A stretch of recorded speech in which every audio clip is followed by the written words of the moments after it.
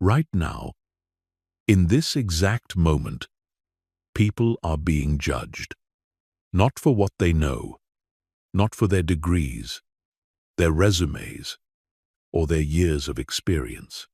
They are being judged for something far more immediate and far more brutal: the way they speak. Within seconds of opening your mouth, before you've made a single valid point, before anyone has verified a single fact you've stated, a judgment has already been made about your intelligence, your competence, and your authority. This is not a theory. This is not motivational fluff.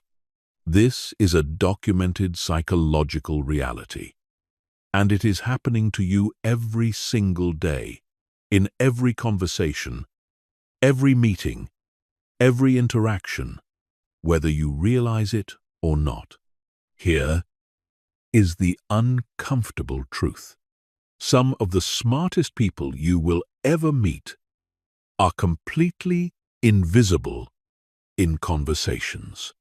They know more than everyone in the room, yet they get talked over, ignored, or dismissed, because they never learned how to make their intelligence audible. Meanwhile, some of the most average thinkers you know walk into any room and instantly command attention. People lean in when they talk. People assume they're brilliant before they've said anything of substance. Why? Because they understood something most people never do. Sounding smart is not about being smart. It is a skill. It is learnable. And once you learn it, it will change every single area of your life: your career, your relationships, your influence, your income. This is not about manipulation, and it's not about faking intelligence you don't have.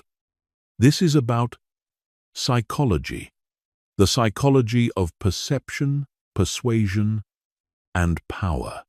Because here's what nobody tells you: intelligence that isn't perceived might as well not exist.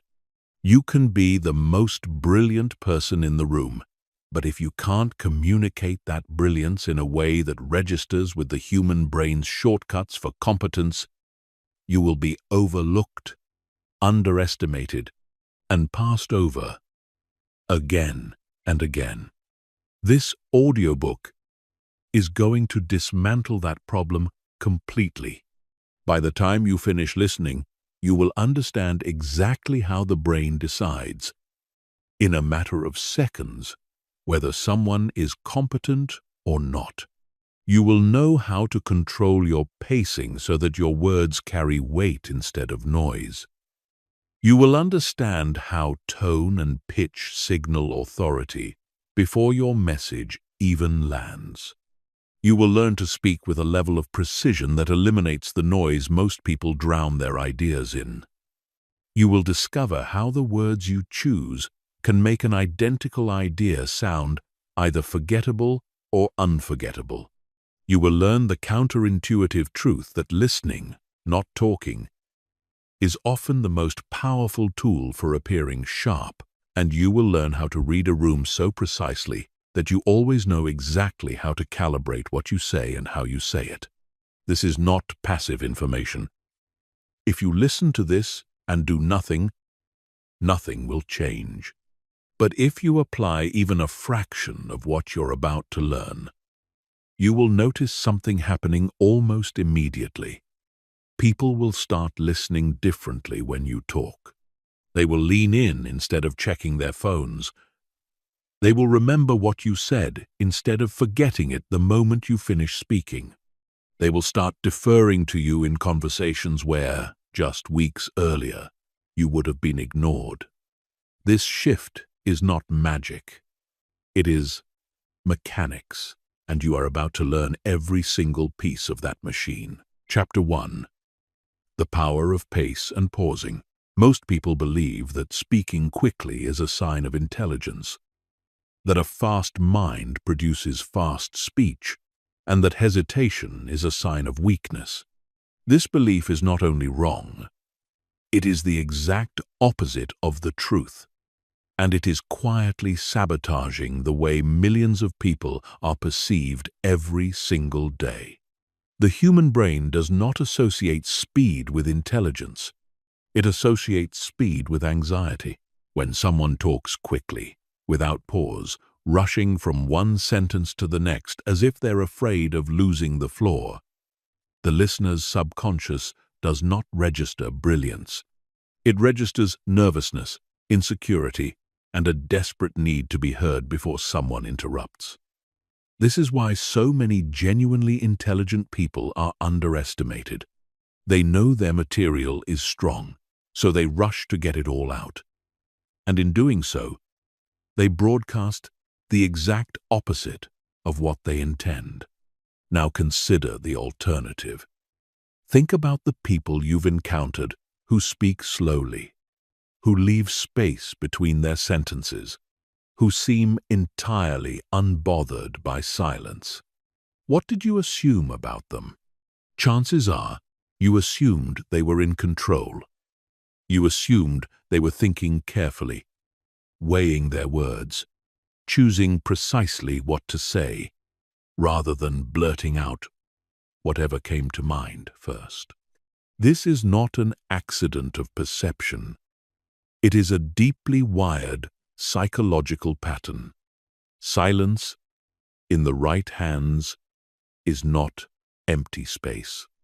It is a display of confidence so strong that the speaker doesn't feel the need to fill every gap with sound. People who are anxious cannot tolerate silence.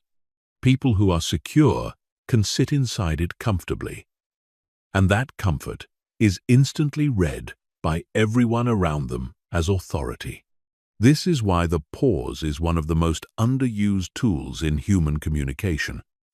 A well-placed pause does several things simultaneously. It gives your listener time to actually absorb what you just said, rather than being steamrolled into the next sentence before the first one has landed. It creates anticipation, making people lean forward slightly, waiting for what comes next, which increases the psychological weight of whatever you say afterward. And it signals, without you having to say a single word, that you are not afraid of the moment. You are not rushing because you don't need to rush. You are secure enough in what you're saying to let it breathe. Think about the greatest speakers you've ever watched. The ones who could hold a room in complete silence, with nothing but the sound of their own voice, almost universally. You will notice they do not speak in a constant, unbroken stream. They speak, then stop. They let a sentence land, then wait a beat before continuing. That silence is not dead air. It is doing enormous psychological work. It is training the audience's brain to expect that whatever comes next is worth waiting for and worth remembering. Practically, here is how you begin using pace and pausing to sound more intelligent immediately. When you feel the urge to fill silence with filler words, words like like, or just resist that urge completely.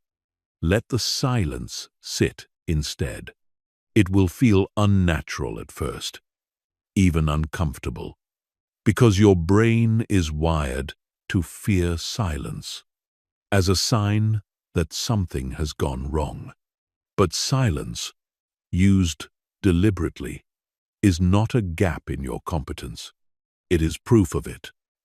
Next, slow your overall pace of speech by roughly 20% from what feels natural.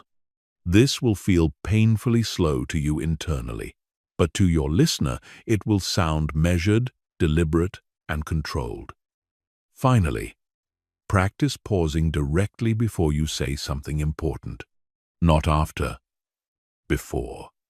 This primes the listener's attention right at the moment your key point lands, ensuring it registers rather than getting lost in a wall of continuous sound. The people who dominate rooms are rarely the ones who talk the most or the fastest. They are the ones who understand that speech is not just about words. It's about rhythm, timing, and the psychological effect of controlled silence. Master this, and you will already be ahead of the vast majority of people who never even consider that how fast they talk might be working against them. There's a deeper layer to pacing that goes beyond simply slowing down, and that is variation, a voice that moves at exactly one speed for an entire conversation. Even if that speed is slow and deliberate, eventually starts to sound monotonous. And monotony has its own cost because it stops holding attention. The most compelling speakers vary their pace intentionally. They slow down dramatically when delivering something important, almost to the point where each word feels weighted and separate. And then they allow themselves to move a little faster through supporting details that don't need the same emphasis. This contrast is what creates the sensation of importance. If everything is delivered at the same measured pace, nothing stands out as more significant than anything else, and the listener's brain has no cues to tell it what to remember. Think about how this plays out in a real scenario. Imagine you're explaining a decision to a group of colleagues. If you deliver the entire explanation, from the background context to the actual decision to the reasoning behind it, all at the exact same unbroken pace, the core decision gets buried inside a stream of equally weighted information. But if you speed slightly through the background, then noticeably slow down right as you state the actual decision, pausing just before it and just after it, that decision becomes the clear focal point of the entire exchange. People will remember it because your pacing told their brain, without a single explicit word, that this was the part that mattered. There is also a psychological phenomenon worth understanding here, sometimes called the pratfall of urgency. When people feel time pressure, whether real or imagined, their pace naturally increases, and this creates a feedback loop. The faster they talk, the more anxious they sound. And the more anxious they sound, the more internal pressure they feel to rush and finish the thought before they lose the room, which makes them talk even faster. Breaking this loop requires a conscious, almost physical intervention. The next time you notice your own pace accelerating under pressure, deliberately insert a pause, even an artificial one, right in the middle of the moment. This interrupts the feedback loop and resets your rhythm before the anxiety compounds. It's worth practicing this outside of high-stakes situations first, because trying to master a new pacing pattern for the first time during an important presentation or negotiation is setting yourself up to fail. Practice slowing your pace and inserting pauses in low-stakes daily conversations, ordering coffee, chatting with a coworker, explaining something simple to a friend. The goal is to make deliberate pacing feel natural before you need to rely on it in a moment that actually matters. Like any physical skill, the timing of speech becomes automatic only through repetition, and repetition in low-pressure settings builds the muscle memory that will hold up when the pressure is on. Chapter 2. Vocal authority. Words carry meaning, but tone carries power. This is something most people never consciously think about, yet it shapes every single interaction they have. You can say the exact same sentence in two completely different tones and produce two completely different psychological effects on the listener. One version will sound uncertain, apologetic, almost as if you're asking permission to have an opinion. The other version using the identical words, will sound like a statement of fact, delivered by someone who has no doubts whatsoever. The words never changed. Only the tone did. And yet the perceived intelligence, competence, and authority of the speaker shifted entirely. One of the most damaging vocal habits, and one that almost nobody notices in themselves, is upward inflection at the end of statements, sometimes called uptalk. This is when a sentence that should end with a firm, downward tone instead rises in pitch at the end, making it sound like a question even though it was never meant to be one. When you say something like, "I think this plan could work," and your voice rises at the very end, the listener's brain interprets this as uncertainty, as if you are checking whether your own idea is acceptable rather than stating it as true. Over time, this habit trains everyone around you to doubt your convictions, because you are unconsciously signaling doubt about them yourself. The fix is what is often called the downward inflection, and it is remarkably simple once you're aware of it. At the end of a statement, especially one you want to be taken seriously, let your pitch drop slightly rather than rise. This single adjustment transforms a sentence from something that sounds like a nervous question into something that sounds like an established fact. Try saying a sentence in your mind and imagine your voice falling gently at the final word rather than climbing. That falling tone is the sound of certainty, and certainty is one of the most powerful psychological triggers for perceived intelligence that exists. Pitch itself matters as well. Research into vocal perception consistently shows that lower-pitched voices are associated with authority, competence, and trustworthiness, while higher-pitched voices, particularly when strained or tense, are associated with nervousness and lower status. This does not mean you need to artificially deepen your voice into something unnatural, which will sound forced and actually undermine your credibility.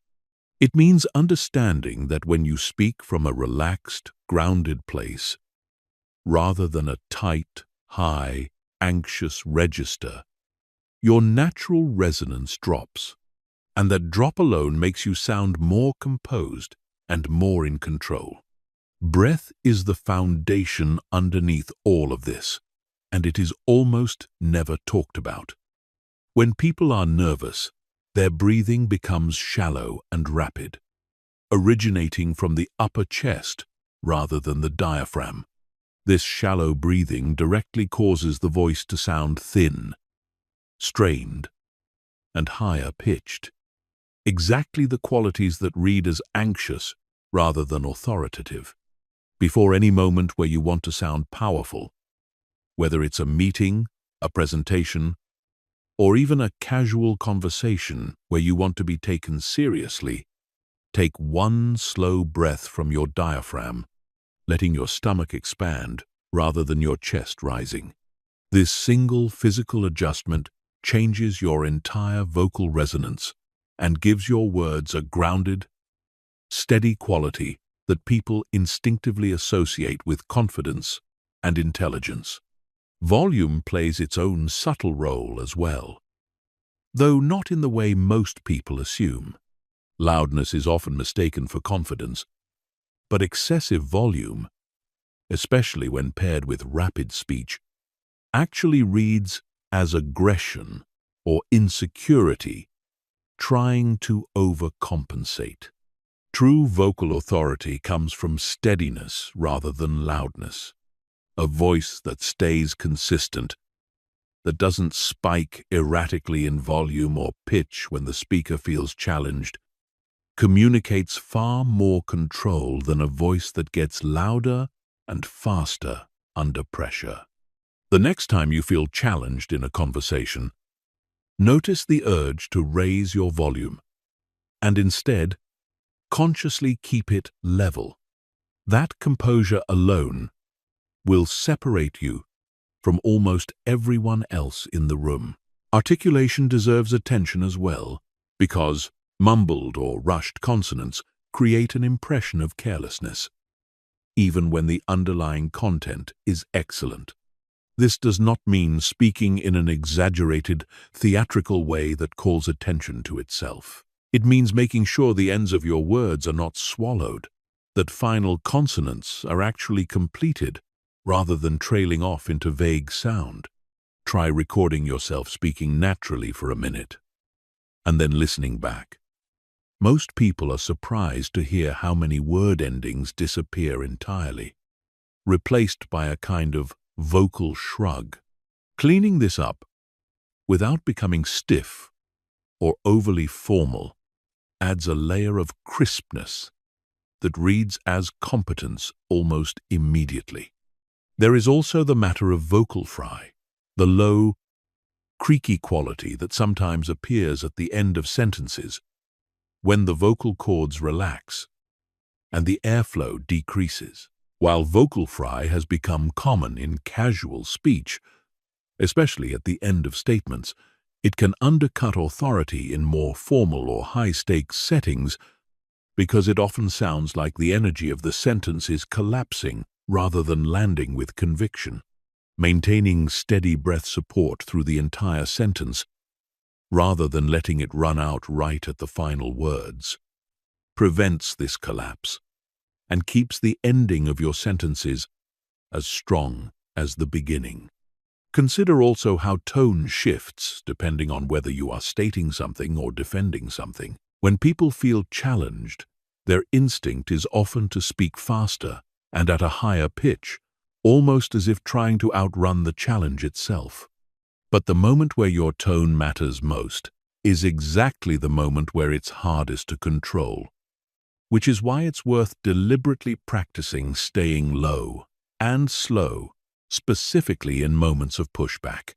The next time someone disagrees with you or questions your point, notice your own instinct to speed up and rise in pitch, and consciously do the opposite. Slow down. Drop your pitch slightly.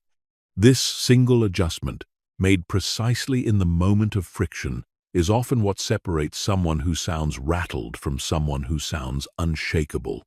Finally, understand that vocal authority is not about performing a persona that isn't you. It's about removing the habits that were never actually serving you in the first place. The nervous uptalk, the shallow breathing, the rushed articulation, and allowing your natural voice to operate from a place of groundedness rather than anxiety. The goal isn't to sound like someone else. It's to sound like the calmest, most settled version of yourself. Because that version, it turns out, is the one people instinctively trust. Chapter 3. Precision over volume. There is a widespread and deeply mistaken belief that saying more makes you sound smarter, that the more words you use, the more thorough and knowledgeable you appear. In reality, the opposite is almost always true. The people who are perceived as the most intelligent in any room are rarely the ones who talk the longest. They are the ones who say exactly what needs to be said, with no wasted words, and then stop.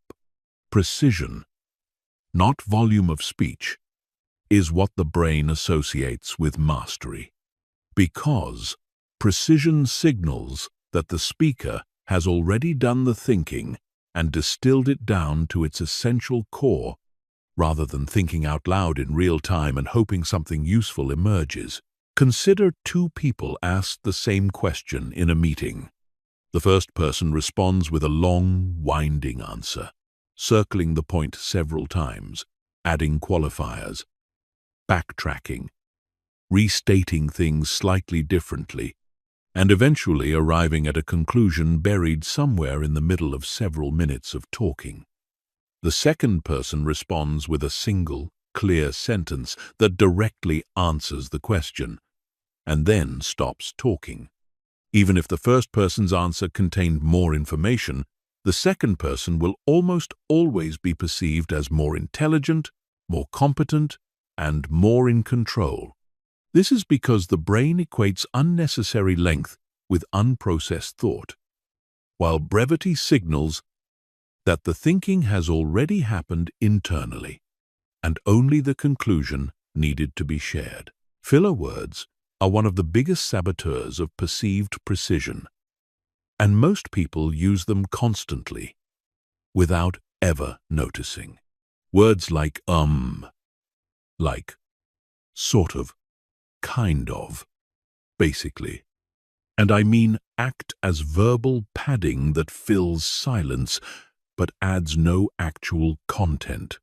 Every time you insert one of these words, you are subtly telling the listener that you are still processing your thought in real time, rather than delivering something already fully formed. Eliminating filler words is one of the fastest ways to sound instantly sharper, and it starts with simply becoming aware of how often you use them.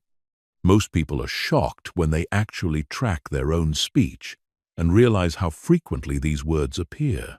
Hedging language is another silent killer of perceived intelligence. Phrases like, I think, maybe, I could be wrong, but, or it's probably not a big deal, but all function as verbal insurance policies, protecting the speaker from being wrong by softening their claims in advance.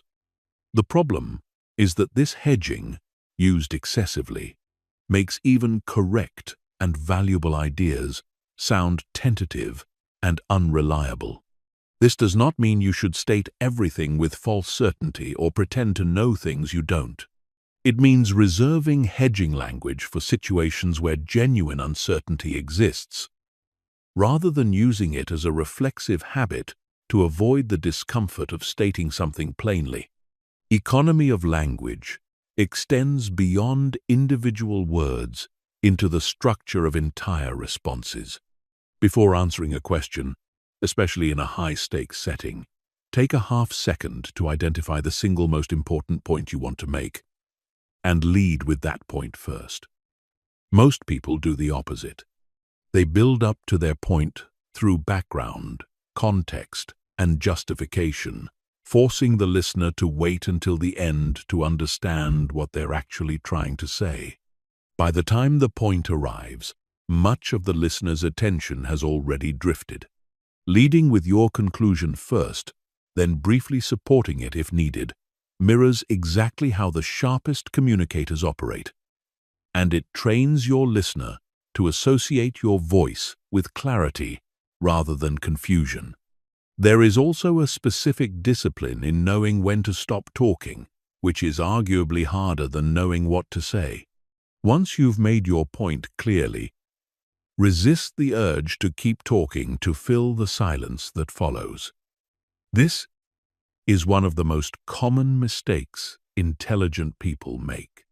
They say something sharp and well-formed, and then, uncomfortable with the pause that follows, they immediately undercut it by adding unnecessary qualifications or restating the same idea in a weaker form. Say your point. Then stop completely. Let it sit in the room. The silence after a precise statement is not empty. It is the sound of your point being absorbed. There's a useful mental model for building this skill, sometimes called the headline test. Before you speak in any situation where you want to sound sharp, ask yourself what the headline of your response would be if it had to fit in a single short sentence. Once you've identified that headline, deliver it first. Then decide whether any additional detail is genuinely necessary, or whether the headline alone is sufficient. Most of the time, people discover that far less additional detail is needed than they assumed, because the impulse to elaborate often comes from a fear of being misunderstood or a desire to prove effort rather than from the actual requirements of the conversation. It also helps to understand why over-explaining happens in the first place. because awareness of the underlying cause makes it easier to interrupt the habit. Over-explaining is frequently driven by anxiety, a subconscious fear that a short answer will be seen as lazy, dismissive, or insufficiently thorough. This fear leads people to keep adding qualifiers and extra context, as if piling on more words will somehow prove they've done the work. But the opposite effect occurs. Excess words dilute the strength of the actual point, burying it under layers of unnecessary justification, and listeners walk away with a vaguer impression rather than a sharper one. Recognizing this pattern in yourself is the first step to breaking it. The next time you notice the urge to add just one more clarifying sentence after you've already made your point, treat that urge as a signal to stop talking, not a signal to keep going. Precision also extends to word choice at the sentence level, not just the length of an answer. Vague qualifiers like very, really, quite, and just add almost no informational value and often signal underdeveloped thought. Compare the sentence, "This is a really big problem," to "This problem will cost us 3 weeks if left unresolved." The second version replaces a vague intensifier with a specific, concrete consequence, and that specificity does far more work in convincing the listener of the seriousness of the issue than any amount of emphasis on the word big. Training yourself to replace vague intensifiers with concrete specifics, even in casual conversation, sharpens the overall precision of your speech patterns over time. Finally, understand that precision is not the same as coldness or terseness for its own sake. The goal is never to sound abrupt or dismissive. It is to eliminate the words that add nothing while keeping every word that adds real meaning. A precise communicator can still be warm, still be detailed when detail is genuinely useful, and still tell a story when a story serves the point. The discipline is in constantly asking whether each additional sentence is earning its place, or whether it's simply filling space because silence felt uncomfortable. Chapter 4. The Framing Effect. The exact same fact, presented in 2 different ways, can produce 2 completely different perceptions of the person delivering it. This is the framing effect, and it is one of the most powerful and least understood tools in the psychology of speech. It is not about lying, exaggerating, or manipulating the truth. It is about understanding that information does not exist in a vacuum. It exists inside language, and the specific language chosen to deliver a piece of information shapes how competent, confident, and credible the speaker appears, independent of whether the underlying facts have changed at all. Consider the difference between saying, "I'm not totally sure, but I think this might work," and saying, "Based on what we know, this approach gives us the strongest chance of success." Both statements could be describing the exact same level of underlying certainty.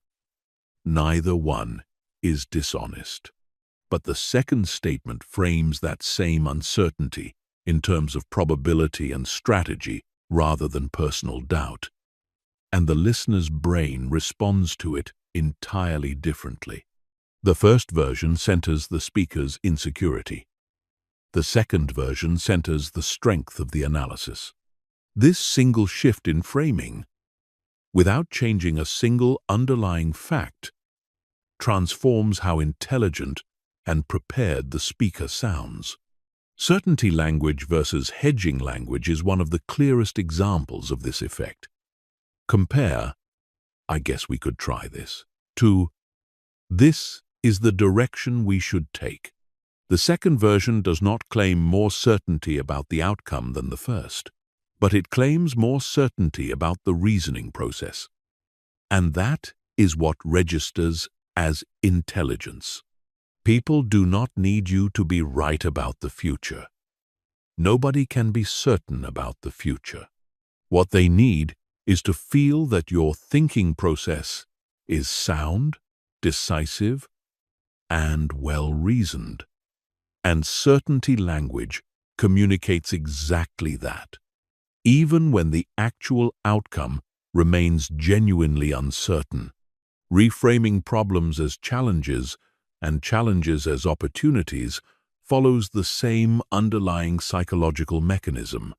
If someone describes a difficult situation using language soaked in helplessness, this is a disaster. Everything is falling apart. We're completely stuck.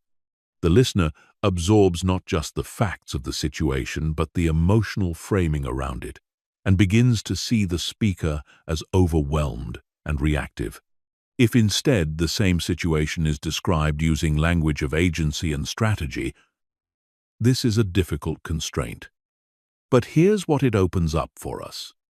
The listener absorbs an entirely different impression, one of someone who processes difficulty analytically rather than emotionally. The facts of the situation have not changed. The frame around them has, and that frame becomes inseparable from how the speaker is judged. Specificity is another powerful framing tool that most people underuse.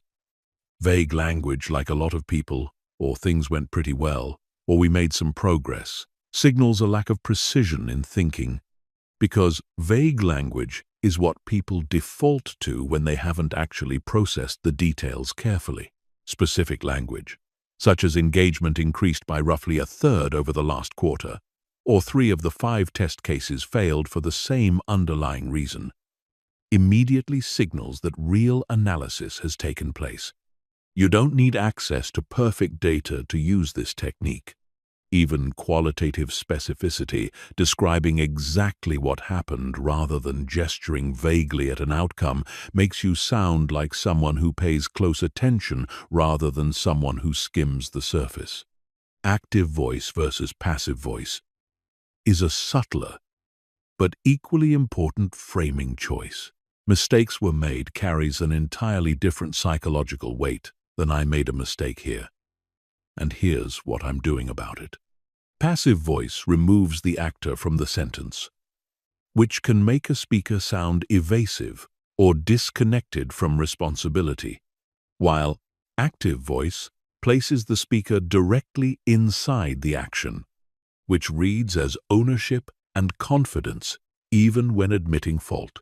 Learning to default to active voice, especially when discussing your own decisions and actions, is one of the simplest structural shifts that consistently makes speech sound sharper and more authoritative. Framing also operates at the level of what you choose to emphasize first in any explanation, sometimes called the anchor point.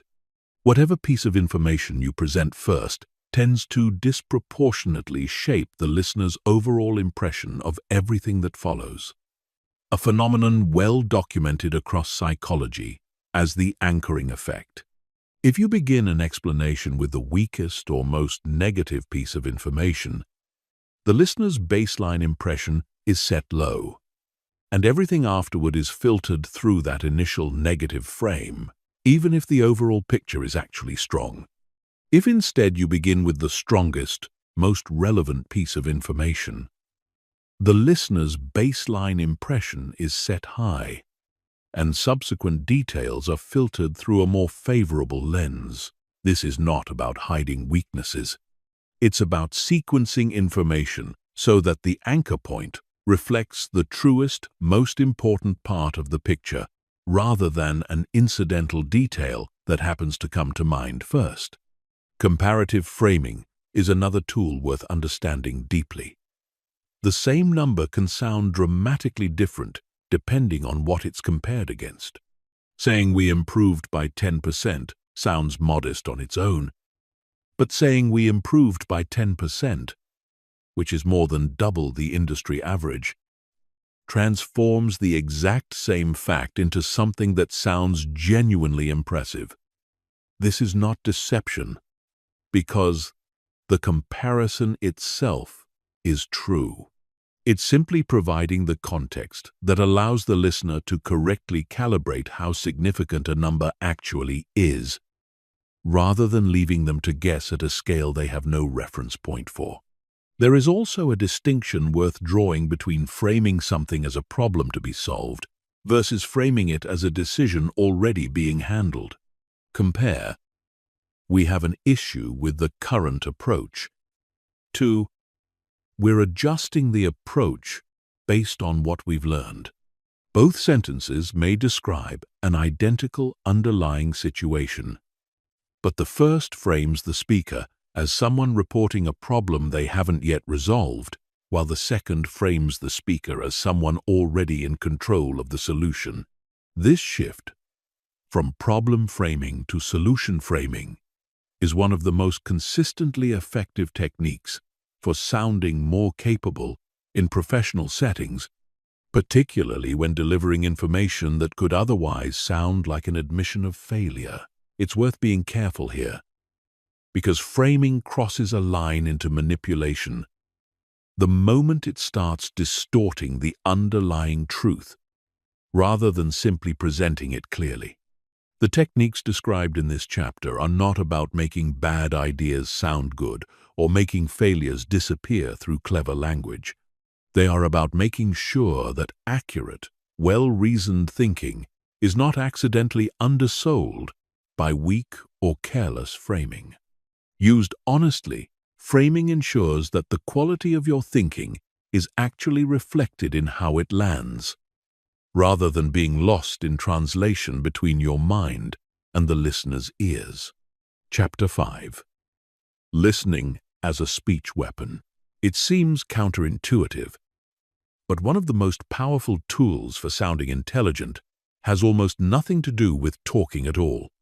It has to do with listening, and specifically, with a very particular, deliberate kind of listening that most people never practice. In nearly every conversation, most participants are not actually listening to understand. They are listening to respond. While the other person is still speaking, they are already mentally rehearsing what they're going to say next, which means they absorb only a fraction of what was actually said. This half-listening is instantly detectable, even if the other person can't consciously name why the conversation feels shallow. And the person who breaks this pattern, who actually listens fully before responding, stands out immediately as someone operating on a different level entirely. Strategic listening begins with resisting the urge to formulate your response while the other person is still talking. This is far harder than it sounds, because the brain is wired to want to jump in, to prepare its rebuttal, its addition, its next point, the moment it recognizes the shape of what's being said. But when you allow yourself to fully receive what someone is saying, without simultaneously drafting your reply, something remarkable happens. Your eventual response becomes sharper, more relevant, and more precisely tailored to what was actually said, rather than being a pre-loaded statement you are going to deliver regardless of the conversation's direction. People can feel the difference between a response that was truly built from what they said and a response that was simply waiting for a gap to be inserted. One of the most underused techniques in this space is the callback, referencing something someone said earlier in the conversation, sometimes minutes or even much later, in a way that shows it genuinely registered. When you say, going back to what you mentioned earlier about the timeline, this connects directly to it. You are doing something that instantly separates you from almost everyone else in the conversation. You are proving, in a way that cannot be faked, that you are actually processing their words rather than waiting for your turn. This single move creates a powerful psychological effect. The other person feels genuinely heard, often for the first time in a long time.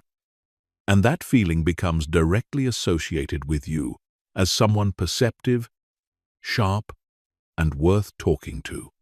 Asking a precise follow-up question, rather than immediately offering your own opinion, is another way listening functions as a weapon of perceived intelligence. When someone shares an idea and your first response is a sharp, specific question that digs one layer deeper into what they just said, rather than an immediate reaction or counterpoint, it signals that you are actually engaging with the substance of their idea rather than simply waiting to insert your own. This is deeply counterintuitive to most people who feel pressure to have an immediate opinion ready. But a well-placed question often demonstrates more intelligence than an immediate answer, because it shows you understood the idea well enough to identify exactly where it needs more exploration. Silence, once again, plays a role here as well. After someone finishes speaking, resist the urge to respond instantly. A brief pause before you reply signals that you actually took in what they said and are responding thoughtfully, rather than firing back a reflexive reaction. This pause, often less than 2 full seconds, is almost never consciously noticed by the other person, but it is felt. It changes the entire tone of the exchange, from a rapid back and forth to something that feels more considered, more weighted, and more intelligent on both sides. There is a final layer to this, which is that people who listen exceptionally well are consistently rated by others as more intelligent than they actually test on objective measures. And people who talk the most in group settings are consistently rated as less intelligent than they actually test. Despite the common assumption that talking more demonstrates more knowledge, this finding, replicated across multiple studies of group dynamics, reveals something crucial. Perceived intelligence is not primarily a measure of how much you know or even how much you say. It is a measure of how well you make others feel heard, understood, and engaged, and listening, done with genuine focus and skill, accomplishes that more powerfully than almost anything you could say. There's a specific technique within strategic listening worth isolating on its own, sometimes called reflective summarizing. This is the practice of briefly restating, in your own words, the core of what someone just said before responding to it. Something as simple as, "So what you're saying is the timeline is the real constraint here, not the budget," accomplishes several things simultaneously. It confirms to the other person that you actually understood them correctly, giving them the chance to clarify if you didn't. It buys you a brief moment to organize your own response with more precision. And it demonstrates, in a way that is immediately obvious to everyone in the conversation, that you were tracking the substance of what was said, rather than simply waiting for your turn. People who use reflective summarizing consistently are perceived as unusually sharp listeners, even if their actual comprehension is no different from anyone else's, simply because they make their comprehension visible. It's also worth understanding what breaks this technique, because listening can be performed badly in ways that undermine the entire effect. Nodding along mechanically while clearly thinking about something else is usually detectable, because the responses that follow don't actually connect to what was said, interrupting with a related but different point, rather than responding directly to the actual content just shared. Signals that you were listening for an opening rather than listening to understand. And overusing reflective summarizing, restating everything back mechanically regardless of whether it's needed, starts to feel more like a technique than genuine engagement. The goal is never to perform listening. It's to actually listen and let the outward signals of that listening emerge naturally from real attention rather than from a memorized script. There's a final point worth making about the relationship between listening and intelligence that ties this entire chapter together. Genuinely sharp thinkers tend to ask better questions than average thinkers, not because they know more facts, but because they've trained themselves to notice the gaps, the assumptions, and the unstated implications in what someone else has said. This noticing only happens when full attention is actually being given to the other person's words. The person who is half listening while planning their own response will never notice these gaps because their attention was never fully present in the first place. Building the habit of complete, undivided listening is not just a communication technique. It is, in a very real sense, a form of thinking, and it is one of the most reliable paths toward being perceived as, and eventually actually becoming, one of the sharpest people in any room you enter. Chapter 6. Reading the room. Every room you walk into operates by a different set of unspoken rules, and the people who consistently sound intelligent are the ones who can sense those rules almost instantly and adjust accordingly. This is not about being fake or having no real personality of your own. It's about understanding that the exact same message, delivered identically in two different contexts, can land as brilliant in one setting and completely tone-deaf in another. Intelligence is never judged in a vacuum. It is judged relative to what is appropriate for the specific audience, the specific stakes, and the specific expectations of that moment.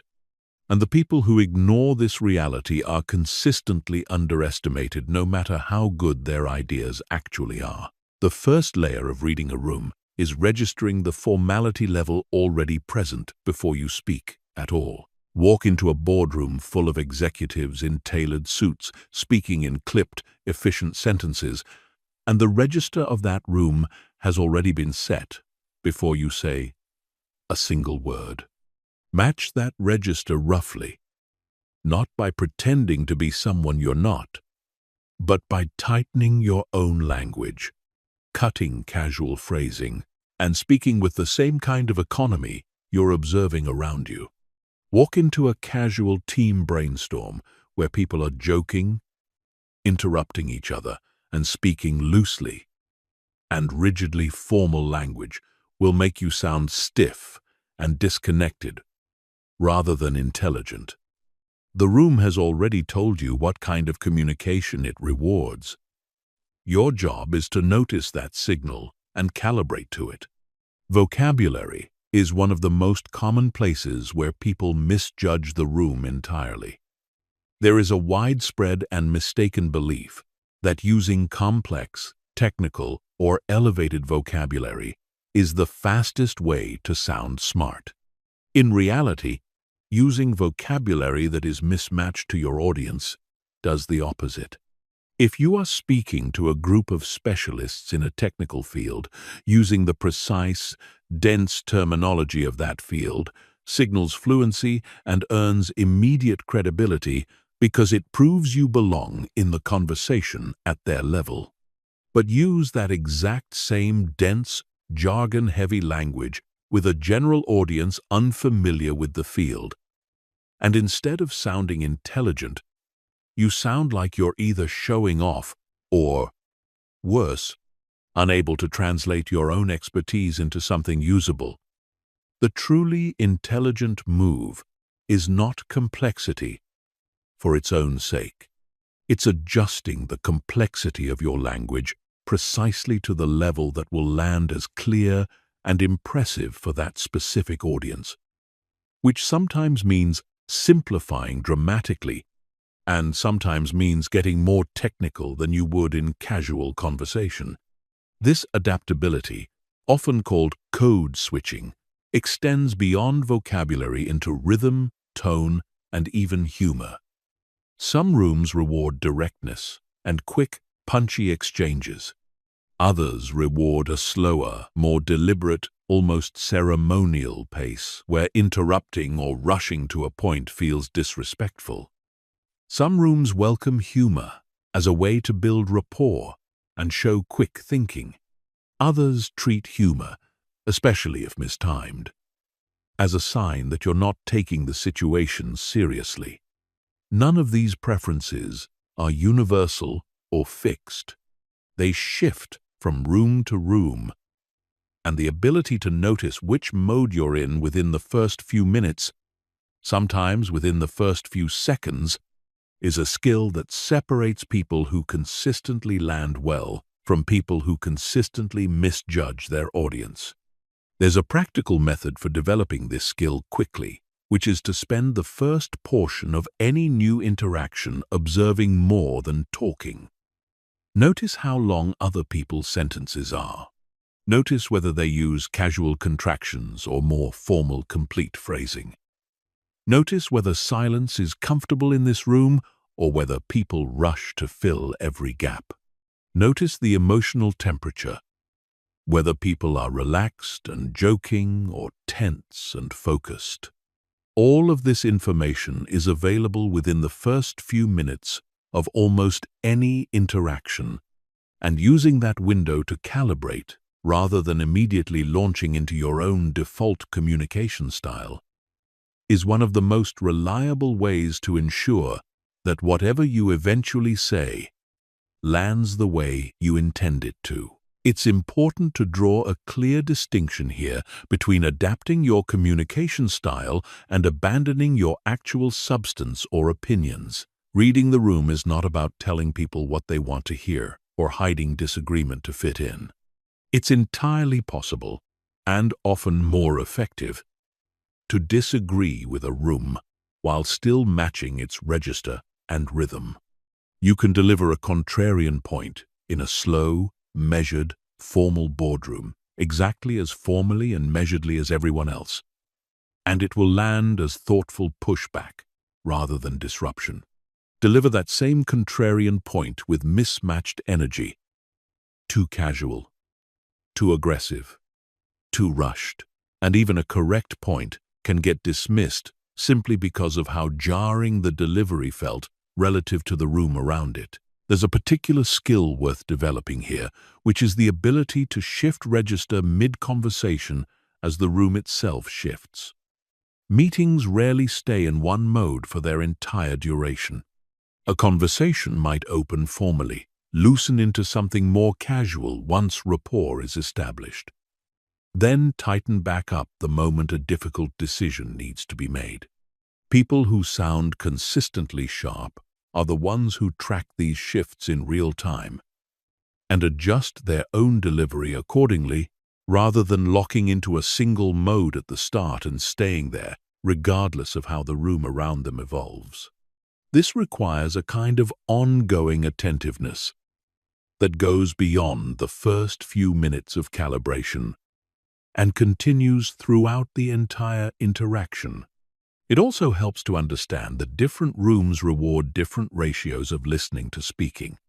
In some settings, particularly ones involving senior stakeholders or unfamiliar audiences, the safest and most effective initial strategy is to speak less and observe more, gathering information about what this particular group values before committing to a strong position. In other settings, especially ones where you already have established credibility or where the group explicitly expects proactive contribution, staying too quiet for too long can itself become a mistake. Read as disengagement or lack of confidence rather than thoughtful restraint. Correctly judging which mode a given room calls for, quiet observation or active contribution, is itself a form of the situational intelligence this entire chapter is about, and getting it wrong in either direction carries a real cost. Cultural and generational context also shapes what reads as intelligent communication, and this is worth acknowledging honestly. rather than pretending one universal style works everywhere. What sounds appropriately direct and efficient in one professional culture can sound abrupt or even rude in another. What sounds respectfully deferential in one context can sound weak or overly cautious in another. There is no single fixed formula that works identically across every room you will ever enter. And pretending otherwise sets you up to misjudge situations that don't match your default assumptions. The underlying skill being built throughout this chapter is not a fixed script. It's the flexible, ongoing habit of observing before assuming and adjusting your delivery based on what the actual room in front of you is signaling, rather than what worked in the last room you were in. Chapter 7. The Confidence-Competence Loop. There is a tight, self-reinforcing relationship between how confident you appear and how competent people assume you are. And understanding this loop is essential because most people get the sequence backwards. The common assumption is that confidence should come after competence, that you earn the right to sound sure of yourself only once you've proven you deserve it. But in practice, perceived confidence is often what causes people to grant you the benefit of the doubt regarding your competence in the first place, long before you've had the chance to actually prove anything. This is not entirely fair, and it's not the way the world should necessarily work. But understanding how it actually functions gives you the ability to use it rather than be disadvantaged by it. Body posture, even in a purely audio-focused context, shapes the voice in ways that listeners can detect without ever seeing you. Someone speaking while physically slouched, with their shoulders collapsed and their chest constricted, produces a noticeably different vocal quality than someone speaking while sitting or standing upright with an open chest. The upright posture allows for fuller breath support, which translates directly into a steadier, more resonant voice, the same steady, grounded tone discussed earlier in relation to vocal authority. This means that even in a phone call or a voice-only setting where nobody can see your posture, your physical posture is still shaping how confident and competent you sound because it's shaping the mechanics of your voice itself. The loop works in both directions, which is the part most people never realize. Not only does confidence shape how competent you sound, but deliberately adjusting your vocal delivery toward confident patterns, even before you feel fully confident internally, actually begins to shift your internal state as well.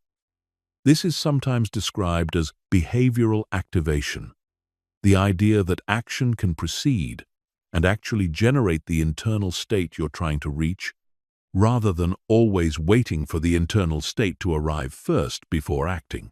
If you wait until you feel completely confident before speaking with confident vocal patterns, you may wait indefinitely, because confidence often only fully arrives after repeated experience of things going well. But if you adopt the vocal patterns of confidence, the steady pace, the downward inflection, the grounded tone, even while your internal state feels uncertain, you begin accumulating experiences of being received as competent, and those experiences are what eventually build genuine internal confidence. There is a specific trap worth naming here, sometimes called the competence spiral in reverse. When someone feels uncertain internally, their voice often reflects that uncertainty through faster pace, higher pitch, and more hedging language. The listener then picks up on these signals and responds with slightly less trust, slightly more skepticism, slightly more pushback. The speaker notices this reduced trust, which increases their internal anxiety further, which then further degrades their vocal delivery, creating a downward spiral where each round makes the situation slightly worse. Breaking this spiral requires an intentional intervention at the vocal level, because trying to simply feel more confident internally without changing anything about the actual delivery rarely interrupts the spiral in the moment it's happening. The fastest lever available in a real-time situation is almost always the mechanical one, slowing the pace, dropping the pitch, inserting a pause, rather than the purely psychological one of trying to talk yourself into feeling differently. It's worth being honest about the limits of this loop as well. Confidence-driven delivery can create a strong first impression, but it cannot indefinitely substitute for actual substance. If someone sounds highly confident but consistently delivers weak or inaccurate content, the gap between the delivery and the substance eventually becomes visible. And when it does, the cost is often steeper than if the person had never projected excess confidence in the first place, because it starts to read as arrogance rather than genuine capability. The goal of using this loop is not to fake competence you don't have. It's to make sure that competence you genuinely do have is not undersold by a delivery style that accidentally signals the opposite. There's a useful way to think about calibrating this correctly, which is to separate confidence about your process from confidence about your outcome. You can speak with complete, grounded certainty about how carefully you approached a problem, what factors you considered, and why you reached the conclusion you did, even in situations where the ultimate outcome remains genuinely uncertain. This is different from projecting false certainty about outcomes you cannot actually guarantee, which risks credibility the moment reality doesn't match the confident prediction. The most respected communicators tend to be those who sound completely sure of their reasoning while remaining appropriately humble about predictions, a combination that reads as both confident and honest at the same time, rather than either falsely certain or unnecessarily tentative. It's also worth understanding how this loop interacts with recovery from mistakes, because everyone eventually says something wrong or gets caught off guard by a question they can't fully answer. The instinct in that moment is often to let the internal panic bleed directly into vocal delivery, speeding up, apologizing repeatedly, losing the grounded tone built up until that point. But the confidence-competence loop still applies here. A calm, measured acknowledgement of a gap. Something along the lines of, "That's a detail I'd need to check before answering with certainty," delivered in the same steady tone as everything before it, reads as far more competent than a flustered, rapid attempt to cover the gap with improvised information. Mistakes and uncertainty are inevitable. What determines the impact on perceived competence is not whether they happen, but whether the vocal delivery around them stays steady or collapses. There's also a longer-term version of this loop worth understanding. Beyond any single conversation, every interaction where your confident, grounded delivery lands well and is met with trust and positive response becomes a small piece of evidence your own mind uses to build genuine, lasting self-assurance. Over time, this accumulates into something more durable than situational confidence built for a single moment. It becomes a stable trait, a general sense that you are someone whose voice carries weight, and that internal shift, once it takes hold, starts to show up automatically, without conscious effort, in situations you haven't even specifically prepared for. This is the real long-term payoff of deliberately practicing these vocal patterns, even when they don't yet feel fully natural. The practice itself, repeated enough times, eventually stops being practice and simply becomes who you are when you speak. Chapter 8. The Art of Storytelling as Proof of Intelligence.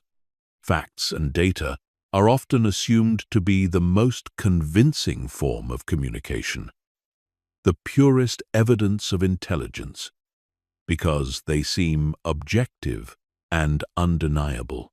But raw facts, delivered without any narrative structure around them, are remarkably easy to forget, and information that isn't remembered has essentially no impact, regardless of how accurate it was. This is where storytelling becomes one of the most underestimated tools available to anyone trying to sound sharp and credible. A well-told story does not replace facts. It carries them, embeds them into a structure the human brain is naturally wired to retain, and makes the underlying intelligence behind the point far more memorable than the same information delivered as a flat list of statements. The human brain evolved to process and remember narrative long before it developed the capacity for abstract statistical reasoning, which means stories are processed through older, more deeply wired cognitive pathways than raw data. When you deliver a point purely as an abstract claim, this approach increased efficiency by 20%. The listener's brain registers it as information to be filed away, and filed away information decays quickly from memory. When you deliver the same point wrapped in a brief, concrete narrative, we had a specific case where a change we made saved a full day of work. By the end of the week, the listener's brain engages differently, visualizing the scenario. And that visualization creates a much stickier memory trace. Weeks later, people are far more likely to remember the story than the isolated statistic. And if they remember the story, they remember your point. And if they remember your point, they remember you as the person who explained something in a way that actually stuck. There is a specific structure that separates effective stories used in conversation from rambling anecdotes that lose the listener's attention. The most effective version is remarkably short, often no more than a few sentences, and follows a simple shape, a specific situation, a specific tension or problem within that situation, and a specific resolution or insight that emerged from it. The mistake most people make when trying to use storytelling is including far too much irrelevant detail, describing the setting extensively, explaining every person involved, building up context that the listener doesn't actually need in order to grasp the point. A story used to prove intelligence in conversation is not the same as a story told for pure entertainment. It is compressed, purposeful, and stripped down to only the elements that serve the underlying point you're trying to make. Specificity, once again, plays a crucial role here, just as it did in earlier chapters on framing and precision. A vague story, we tried something new and it worked out well, carries almost no persuasive weight because it could describe almost any situation and therefore proves nothing specific about your thinking or judgment. A specific story, we changed the review process from weekly to daily, and within 2 weeks the number of last-minute errors dropped by more than half, carries far more weight because the specificity itself signals that you are paying close enough attention to actually track the details of what happened, rather than offering a vague, generic account that could have been fabricated or misremembered. Stories are also one of the most effective tools for handling difficult or sensitive topics without sounding either evasive or overly blunt. Rather than making a purely abstract claim about a difficult subject, which can come across as preachy or theoretical, framing the same insight through a brief, specific example allows the listener to draw their own conclusion, which is almost always more persuasive than being told directly what to think. This indirect method of persuasion letting the story do the convincing rather than stating the conclusion outright, is a technique used consistently by the most effective communicators because people are naturally more receptive to insights. They feel they arrived at themselves rather than insights that were forced upon them directly. Building a personal library of these compressed stories ahead of time is one of the most practical ways to put this chapter into action. Rather than trying to improvise a relevant story in the exact moment you need one, which often produces something meandering and unfocused, take time separately, away from any live conversation, to identify a handful of specific experiences from your own life or work that illustrate the points you find yourself making most often. Refine each one down to its essential shape: the situation, the tension, the resolution, until it can be told in under 30 seconds. Having even 3 or 4 of these polished, ready-to-deploy stories on hand transforms your ability to sound sharp and prepared in the moments that actually matter, because you're not inventing a narrative under pressure, you're retrieving one you've already shaped carefully in advance. It's also worth noting how storytelling interacts with the earlier chapter on precision. There is a temptation, once you recognize the power of narrative, to overcorrect and start telling long, elaborate stories in every conversation, which quickly becomes its own new version of the over-explaining trap discussed elsewhere in this material. The discipline is in using story sparingly, reserving it for the specific moments where a point genuinely benefits from being made memorable, rather than defaulting to narrative for every single statement. A well-timed, brief story surrounded by otherwise precise, direct communication stands out far more than a conversation where every point gets wrapped in its own anecdote, which quickly becomes exhausting for the listener and dilutes the impact of the technique entirely. Finally, consider how storytelling can be used specifically to demonstrate judgment rather than just knowledge. A story that ends with a straightforward positive outcome demonstrates that something worked, but a story that includes a moment of difficulty, a wrong turn, or an unexpected complication that had to be navigated demonstrates something more valuable: the actual thinking process used to handle uncertainty in real time. These slightly more complex stories, ones that don't present a perfectly smooth path from problem to solution, often land as more credible and more impressive than idealized success stories, precisely because they mirror how real problems actually unfold, and because they give the listener a window into how you think under pressure rather than just what you eventually accomplished. Chapter 9. Common traps that make you sound less intelligent. Even people who understand every principle covered so far can still undermine themselves through a handful of common habits that quietly sabotage how intelligent they sound, often without any awareness that these habits are even happening.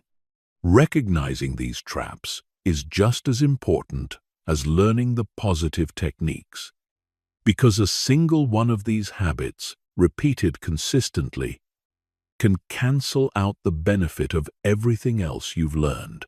The first and most common trap is excessive self-deprecation disguised as humility. Phrases like, "This might be a dumb question, but," or "I'm probably wrong about this, but," feel socially safe because they lower expectations and protect the speaker from embarrassment if the point turns out to be flawed. But this protection comes at a real cost. It primes the listener to evaluate whatever follows through a skeptical, lowered expectation lens before they've even heard the actual content. True humility does not require verbally diminishing yourself before you speak. It's entirely possible to be open to being wrong, and even to explicitly invite correction, without prefacing every statement with language that signals you don't trust your own thinking. The second trap is over-apologizing, which often shows up as a reflexive habit rather than a genuine response to an actual mistake. Saying sorry to interrupt, sorry, just one more thing, or sorry, if this is a silly point, repeatedly throughout a conversation trains the listener to associate you with apology and uncertainty rather than confidence and clarity. Reserve apologies for situations that genuinely warrant them, an actual mistake, an actual inconvenience caused to someone else, and eliminate the reflexive apologetic language that has become an automatic verbal tick disconnected from any real wrongdoing. The third trap is what might be called the qualifier stack, where a single statement gets buried under multiple layers of hedging in a row. I could be wrong, but I sort of feel like maybe this approach might possibly work better. Stacks 4 separate hedges onto a single idea, and by the time the listener reaches the actual content, the cumulative effect of all that hedging has almost entirely drained the statement of any perceived conviction. Even people who understand the danger of a single hedge often don't realize how much worse the effect becomes when hedges are stacked together, each one compounding the uncertainty signaled by the last. The fourth trap is answering questions that weren't actually asked, sometimes out of nervousness and a desire to demonstrate more knowledge than necessary. When someone asks a direct, narrow question, and the response wanders into adjacent topics, unrequested background, or tangential information, it can create an impression of scattered thinking rather than focused expertise, even if every individual piece of information shared is technically accurate and relevant in some broader sense. Answering precisely what was asked, and only what was asked, then pausing to see if more detail is actually wanted, consistently reads as sharper than volunteering a flood of loosely related information. The fifth and final trap worth naming here is mismatched energy. Responding to a serious or high-stakes moment with a tone that is too casual, or responding to a low-stakes casual moment with a tone that is too intense and serious. Both mismatches create a subtle sense of disconnect in the listener, a feeling that the speaker isn't quite reading the situation correctly, even if they can't immediately articulate why the interaction felt slightly off.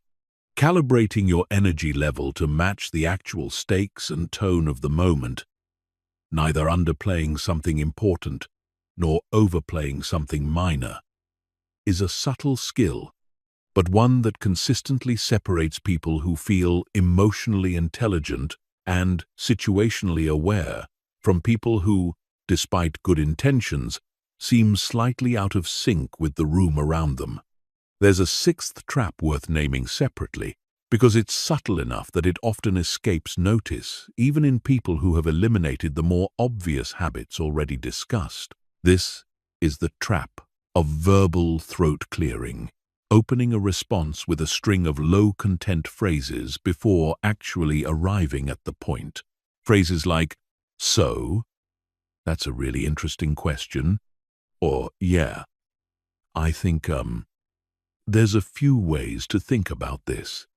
None of these phrases are individually harmful, but strung together at the start of nearly every response, they create a consistent delay between being asked something and actually answering it.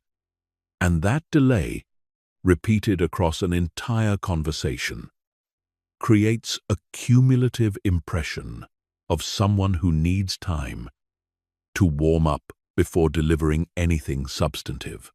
The fix is not to eliminate all opening acknowledgement, which can feel abrupt if removed entirely, but to trim it down to a single brief phrase at most, and to train yourself to move into the actual content of your answer far more quickly than feels natural at first.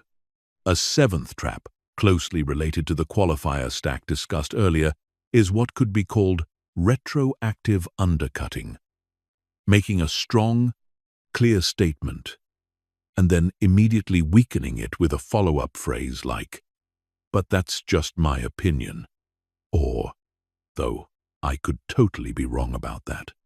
This habit often comes from a well-intentioned desire to seem open-minded and non-arrogant, but it has the practical effect of erasing the strength of the statement that was just made. If a point is worth making, it's worth letting stand without immediately retracting its force. There is a difference between genuine intellectual humility, which involves being truly open to updating your view when presented with new information, and reflexive verbal softening, which happens automatically regardless of how confident you actually feel. And only the first of these is actually valuable. Recognizing these traps in your own speech requires a level of self-awareness that most people never develop, simply because nobody naturally reviews their own conversational habits with any real scrutiny. One of the most effective ways to build this awareness quickly is to record yourself during an ordinary conversation. A phone call, a casual discussion, a work meeting if circumstances allow, and then listen back, specifically counting occurrences of these traps. The qualifiers, the apologies, the throat clearing, the retroactive undercutting. Most people are startled by how frequently these patterns show up once they're actually counted, rather than simply assumed to be occasional.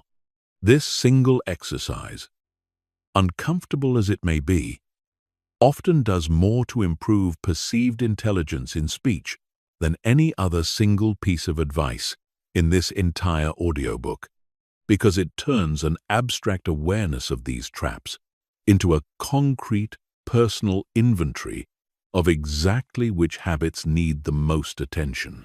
Chapter 10. The Power of Analogies and Mental Models. One of the clearest signals of deep understanding is the ability to explain something complicated using a simple comparison that makes the complexity instantly intuitive to someone who has never encountered the idea before. This is the power of analogy, and it is one of the most reliable tools available for sounding and actually being more intelligent in any conversation involving complexity. Anyone can memorize technical details and repeat them back. Far fewer people can translate those technical details into a comparison that makes an unfamiliar concept feel immediately graspable to someone without the same background knowledge, and this translation ability is one of the clearest external signals of genuine, rather than merely memorized, understanding. Consider the difference between explaining a complex system in its own native technical language versus explaining it through a well-chosen analogy rooted in something the listener already understands deeply. A technical explanation might be entirely accurate and still leave the listener with only a vague, foggy sense of what was actually said. A strong analogy, even if it simplifies some of the underlying nuance, gives the listener a mental scaffold they can immediately hold on to, and that scaffold often creates a far stronger and more lasting sense that the explainer truly understood the material, precisely because only someone with real command of a topic can strip away its complexity and still preserve its essential logic inside a simpler comparison.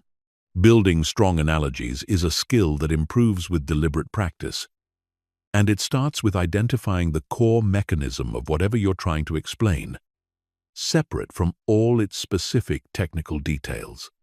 Ask yourself, what is actually happening at the most basic structural level, independent of the specific field or vocabulary involved? Once you've identified that core mechanism, search for a different domain, ideally one that's widely familiar, where a similar structural pattern already exists. A financial concept might map cleanly onto a household budgeting scenario.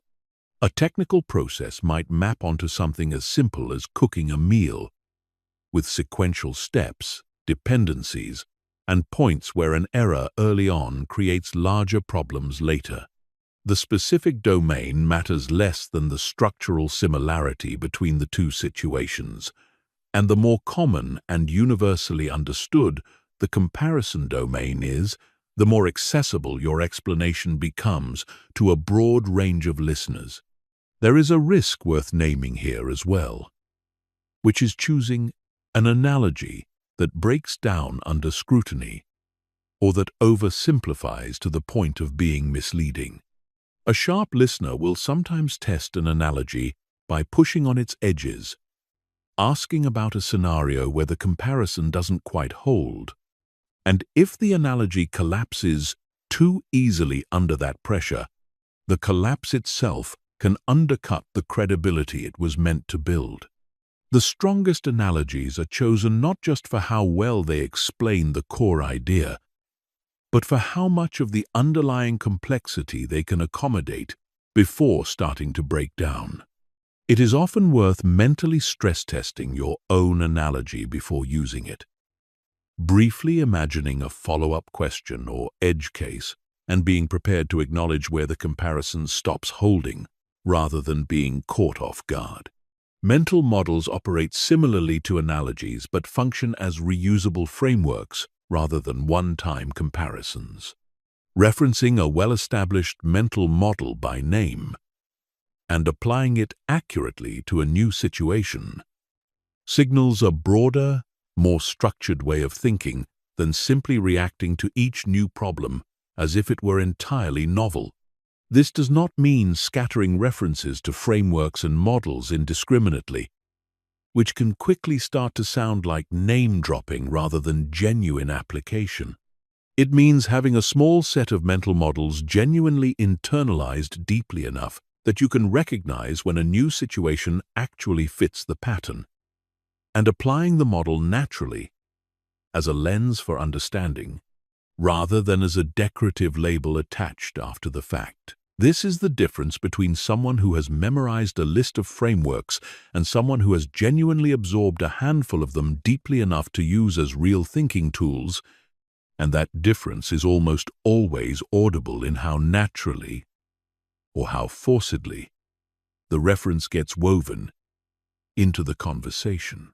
There's a practical exercise worth building into your regular routine that develops this skill over time, which is deliberately practicing explaining things you already understand well to an imagined audience that has zero background in the subject. This constraint, imagining a listener with no prior context, forces you to strip away jargon and identify the true core mechanism of whatever you're explaining, because technical shortcuts and insider vocabulary simply won't work on someone without the background to decode them. Doing this regularly, even privately, without an actual audience present, builds a mental habit of always being able to access a simpler version of any idea you hold, which means that in a real conversation, that simpler, analogy-ready version is already available rather than needing to be constructed under pressure. It's also worth noticing how analogies function as a form of connection, not just explanation. When you successfully map an unfamiliar concept onto something a listener already deeply understands, you're not just transferring information, you're also signaling that you've taken the time to consider their specific frame of reference rather than simply reciting information from your own. This has a secondary effect beyond making the concept clearer. It makes the listener feel considered and respected as an individual, rather than treated as a generic recipient of information. And that feeling of being genuinely considered is itself part of what makes someone using strong analogies come across as not just intelligent, but also perceptive and socially attuned. There is a final layer worth adding here, which is that the best analogies often reveal something the speaker themselves hadn't fully articulated before finding the comparison. The process of searching for the right analogy frequently forces a deeper examination of the underlying idea than simply restating it in its original technical form would have required. This means that practicing analogy building isn't only useful for how you're perceived by others. It genuinely sharpens your own understanding of the material, because you cannot successfully map a complex idea onto a simpler comparison without first identifying exactly what that idea's essential, load-bearing structure actually is. In this sense, the skill covered in this chapter does something rare among the techniques in this audiobook. It doesn't just make you sound smarter, practiced consistently. It makes you think more clearly as well. And that clarity, in turn, makes every other technique covered so far even easier to apply. Chapter 11. Handling disagreement and pushback with authority. There is no faster test of perceived intelligence than the moment someone disagrees with you. Anyone can sound composed and articulate when a conversation is going smoothly and everyone agrees. The real signal of how sharp and grounded a person actually is emerges precisely in the moment their idea gets challenged, questioned, or directly contradicted. Most people fail this test, not because their underlying argument is weak, but because the way they handle the emotional charge of disagreement betrays exactly the kind of instability that undermines everything they've built up until that point. The most common failure mode is defensiveness, an immediate, reflexive push to justify and explain the moment pushback arrives, often before the other person has even finished stating their objection. This reflex comes from a very natural place. A perceived challenge to a stated position can feel like a challenge to the self, and the instinct to protect that self kicks in automatically. But defensiveness, however understandable, almost always reads as weakness rather than strength, because it signals that the disagreement landed as a threat rather than as simply new information to be considered. The people who sound most intelligent under pushback are the ones who have trained themselves to receive an objection the same way they would receive any other piece of information, with curiosity rather than alarm. The first practical move when facing disagreement is resisting the urge to respond immediately. This mirrors the pause discussed earlier in the context of listening. But it carries even more weight here because the emotional stakes are higher. A brief pause before responding to a challenge signals that you're actually considering the objection rather than reflexively defending your original position without processing what was just said. This pause does not need to be long. Even a single second of visible consideration changes the entire tone of what follows, transforming the exchange from a confrontation into something that feels more like a genuine collaborative examination of an idea. The specific language used to open a response to disagreement matters enormously. Opening with a flat, immediate no, or with a direct contradiction, tends to escalate tension and put the other person on the defensive in turn, which rarely produces a productive exchange. A far more effective opening acknowledges the validity of the concern before addressing it, something as simple as, "That's a fair point, and here's how I'd think about it," or, "I see why that could be a concern. Here's the piece of context that changes it for me." This is not about capitulating or pretending to agree when you don't. It's about entering the disagreement in a way that keeps the conversation collaborative rather than adversarial, which paradoxically makes your eventual counterpoint far more persuasive than it would have been if delivered as an immediate, unqualified rebuttal. There's an important distinction between disagreeing with an idea and dismissing the person who raised it. And the language used in disagreement should always make that distinction clear. Referring specifically to the argument, that particular approach runs into an issue with timing, rather than making any statement that could be interpreted as a judgment of the other person's overall competence or judgment, keeps the disagreement contained to the substance of the idea, rather than allowing it to feel like a personal attack. This precision in language is one of the clearest markers of someone operating with genuine emotional and intellectual control under pressure, because it requires actively separating the idea from the person holding it, even in the heat of an actual disagreement, when you are, in fact, wrong. And pushback reveals a genuine flaw in your position. The fastest way to maintain credibility is a direct, uncomplicated acknowledgement rather than a prolonged, defensive retreat. Saying something like, "That changes my thinking on this," delivered in the same steady, grounded tone used throughout every other part of a conversation, reads as more intelligent than either stubbornly defending an already disproven point or collapsing into an over-apologetic, flustered admission of error. The willingness to update a position cleanly, without unnecessary drama in either direction, is itself one of the strongest signals of intelligence available in conversation, because it demonstrates that your commitment is to being right, not to having been right from the start. There's a further layer worth understanding, which is how pushback dynamics shift depending on whether the disagreement is happening publicly, in front of others, or privately, one-on-one. Public disagreement carries an added layer of social pressure, because both parties are aware that a wider audience is also forming impressions based on how the exchange unfolds.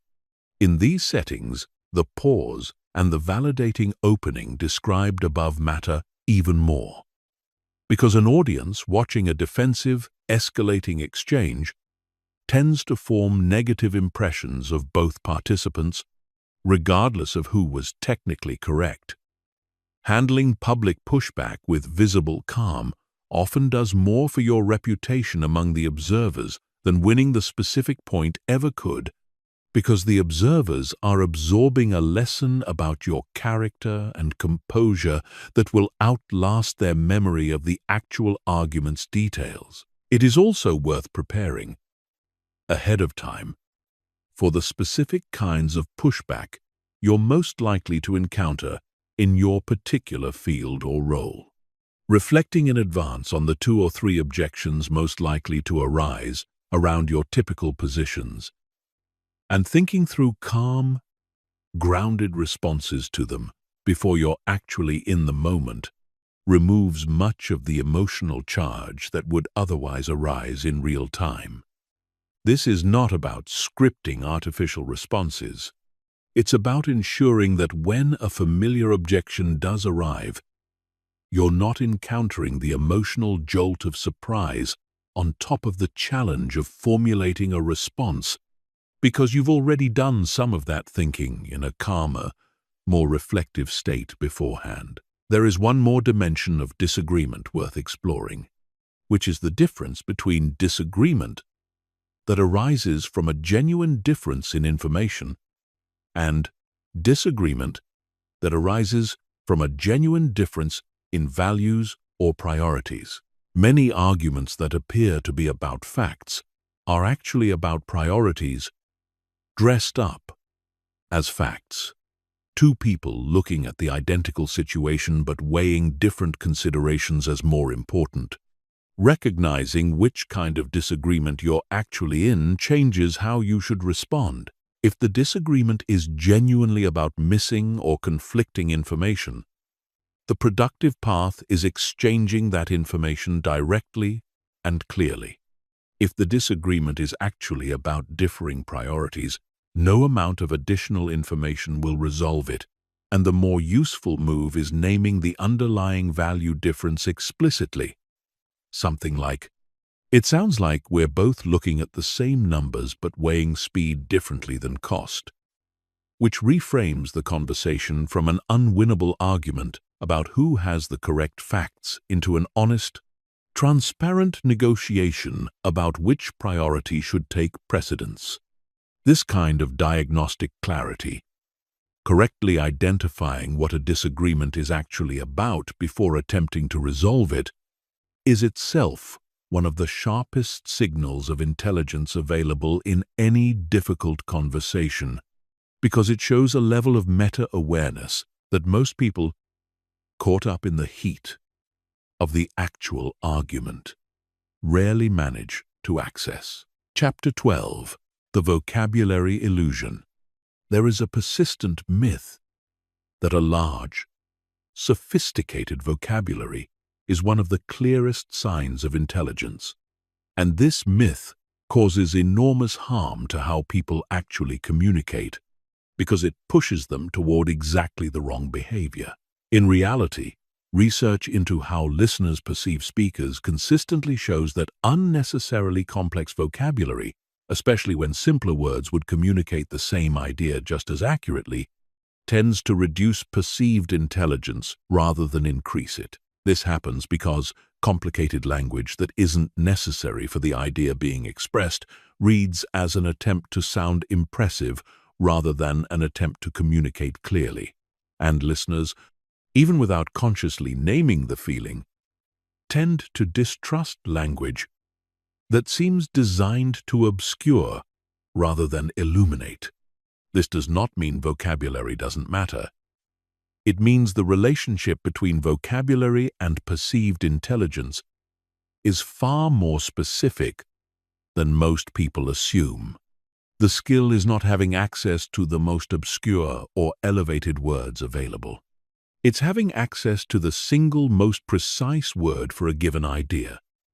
And that precise word is very often a simple, common one rather than a rare, elaborate one.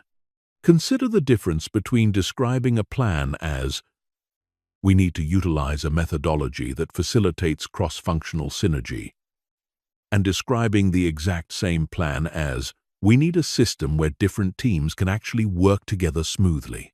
The second version communicates the identical underlying idea with dramatically more clarity. And clarity, not complexity, is what consistently reads as genuine intelligence to a listener.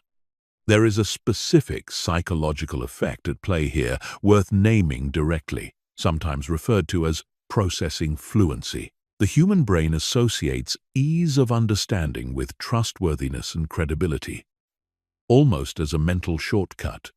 When a listener has to work hard to decode what someone is saying, parsing unnecessarily complex sentence structures or unfamiliar vocabulary, that extra cognitive effort gets misattributed, often unconsciously, as suspicion toward the content itself, rather than recognized as simply a byproduct of unclear language.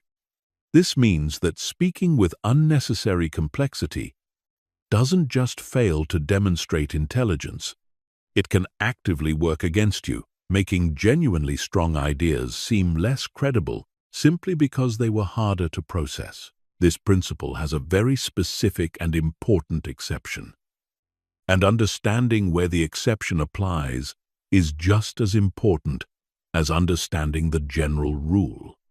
In highly technical or specialized settings, among an audience that shares the same technical background, using the precise, dense vocabulary native to that field is not showing off. It's speaking the actual, efficient shorthand of that domain, and avoiding it in favor of oversimplified language in that specific context can backfire, making you seem less credible to specialists who expect and rely on that precision. The skill, once again, circles back to reading the room, discussed earlier. The goal is never uniformly simple language or uniformly complex language. It's calibrating vocabulary precisely to what will land as clearest and most credible for the specific audience actually in front of you. There's a useful test worth applying whenever you're deciding between two possible words or phrases to express the same idea. Ask which version would be more immediately understood by someone hearing it for the first time, without needing it explained further. If a simpler alternative exists that loses none of the actual precision or nuance of the idea, choosing that simpler alternative is almost always the stronger move. Save genuinely elevated or technical vocabulary for the specific moments where no simpler word actually captures the same precise meaning, rather than reaching for complexity as a default habit. It is worth adding a word here about jargon specifically, since jargon occupies a strange middle ground between vocabulary and identity signaling. Used correctly, jargon efficiently compresses a complex idea into a single shared term recognized instantly by people inside a given field. Used incorrectly, jargon becomes a kind of verbal costume, worn to signal membership in a group rather than to actually communicate anything more precisely than plain language would have. The test for whether a piece of jargon is earning its place is simple. Ask whether removing it and replacing it with a plain explanation would take meaningfully longer or lose real precision. If the answer is no, the jargon is decorative rather than functional, and stripping it out will almost always make you sound sharper, not less credentialed. This single discipline, choosing the clearest available word rather than the most impressive-sounding one, quietly separates people who are actually understood and respected in conversation from people who are, often without realizing it, working against their own credibility every time they open their mouth. There's a related habit worth examining, which is the tendency to reach for abstract nouns instead of concrete verbs and specific details, a pattern common in overly formal writing that tends to seep into speech as well when people are trying to sound impressive. A sentence like, "There was a facilitation of improved communication between the departments," buries the actual action. Facilitating inside a noun, facilitation, and adds a layer of passive distance that makes the sentence feel bureaucratic and vague. Compare that to, "The two departments started talking to each other directly," which uses an active verb and concrete subjects to describe the exact same underlying event with far more clarity and life. Training yourself to notice when you've turned a verb into a noun, sometimes called nominalization, and converting it back into direct, active language, is one of the most reliable ways to strip unnecessary formality out of speech without losing any actual precision. It's also worth addressing directly the anxiety that often underlies vocabulary inflation in the first place. Many people reach for more elaborate language specifically in moments where they feel less confident about their standing in a conversation, as though bigger words might compensate for an underlying insecurity about whether their contribution is valuable enough. This is worth naming honestly, because the instinct, while understandable, tends to produce exactly the opposite of the intended effect.